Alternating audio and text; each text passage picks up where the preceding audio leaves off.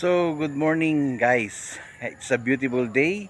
It's a rainy day. Merong maulan-ulan at papasikat na rin po ang araw. Pero kanina kasi masyadong maulan. So guys, yung update ng ating strawberry today. The potting mix is good. So, as you can see, the result of potting mix. So, yan po yung ating mga strawberry ngayon. Medyo nakapaglinis-linis tayo ng konti. Kahapon, medyo maganda ang araw. Ano siya, makulimlim pero nakapaglinis tayo na maayos. So, kulang pa rin time natin para malinis. So, yan po yun, sa gilid natin, medyo nalinis-linis na natin. To. Pero, alam nyo guys, itong isang kabila na to, iyan, may mga bunga na talaga yan guys. Ibig sabihin, yung mga, ang isa pong importante rin sa ating strawberry, yung foundation niya. Ibig sabihin, kapag nag-start po siya, yung pinaka ano niya guys, ay potting mix. So, yan guys, potting mix yung ating ginamit para mas mabilis. So, nagkaroon tayo ng tatlong tawag nito. Tatlong pag-aaral, guys. Itong potting mix saka yung vermicast ayun po sa may gilid, yun po yung nasa sako. At meron ding coco peat, guys. So, yung coco peat, ang resulta ng coco peat, nababansot yung ating strawberry. So yung ating topic ngayon, yung anong ginagawa, foundation natin sa ating strawberry para ang napansin ko ngayon, to recap yung story guys, yung sa strawberry, katulad din ko nga nandito sa kabilad ko, may mga bunga na siya. Mas nauna siya nagbunga sa mga nauna kasi may mix ng vermicast, coco peat, yung isa naman potting mix, isa pure potting mix. So sa lahat ng mga potting mix, yun po ang unang nagbunga.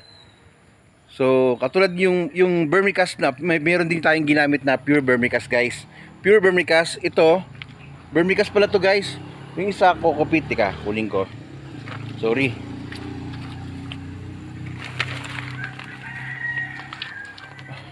Okay guys, sorry, medyo nadumihan na. So, yan ba, yung potting mix.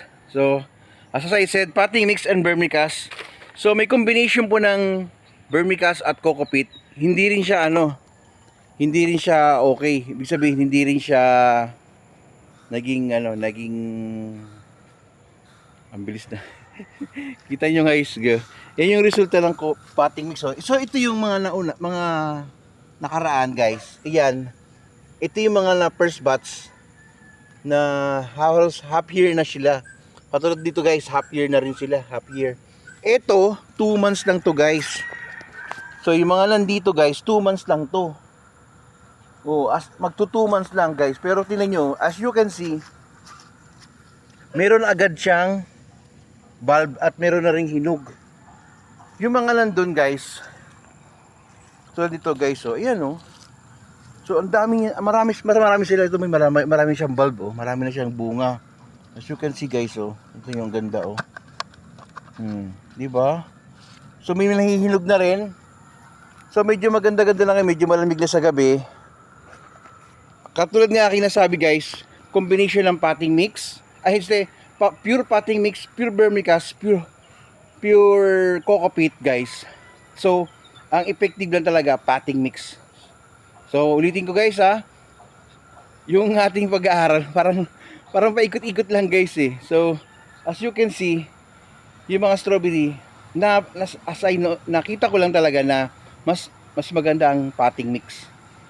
So, tatlong klase ating ginagamit potting mix, vermicast, at coco peat. So, yan po ang ating ginagamit. Tatlong klase. So, sa tatlong klase na ating ginagamit, yung vermicast pag maramihan, kaya lang hindi gaano So, yun talagang potting mix guys ang mas maganda. So, yan, kita nyo, yung ating mga strawberry ngayon, mas maganda sila, mas marami na sila ngayon, katulad ngayon guys. So yan so yan, itong lugar na ito, itong side na to guys, mas marami sila ngayon, sabihin ko, konti lang siya, hindi siya hanggang dulo dito na doon sa kabila, hanggang dulo yan. Tingnan nyo, hanggang dulo yan guys. Yan meron. Kita nyo, yung mga may potting mix ayan isa rin yan. Patunay na mas maganda talaga may potting mix. Tingnan nyo guys, yung mga nasa lupa, ito pala tandaan ko lang sa potting mix. Kita nyo maitim-itim siya. Yan, yung mga nilagay natin potting mix. So, para susunod sila sumuloy na rin. Yan. Pansin ko dito guys, kahapon nung naglilinis ako, ayan, may mga meron na rin sila pero na-late sila, na-late. Sabihin, ito lang, yung mga may potting. Katulad nyo guys, pansin nyo guys, notice na pag potting mix ang nilagay natin, ito, oh yan, oh, maitim-itim yung lupa niya. So ito may bulb na rin, oh. Diba? Yan ang ano ko sa inyo, sinishare ko sa inyo guys. So, ito, kabilang side meron na rin to guys, oh. Ayan, oh. So, yung pinaka mother plant na ko, kinagat na ng insekto. Ito yung pinaka mother plant nila guys. So, may bunga rin talaga siya, oh. So, marami-rami. Oh, kabilaan guys, oh, tingnan nyo. So, dumami na yung katawan niya. Kita ba? Dumami na yung katawan niya, dumami na rin yung kanyang mga anak. So, sabay-sabay na mumunga. Ayan guys, oh. So, tanyo, oh. Kaya pa kahit ano. Talagang bumubunga siya. Diba guys? So guys,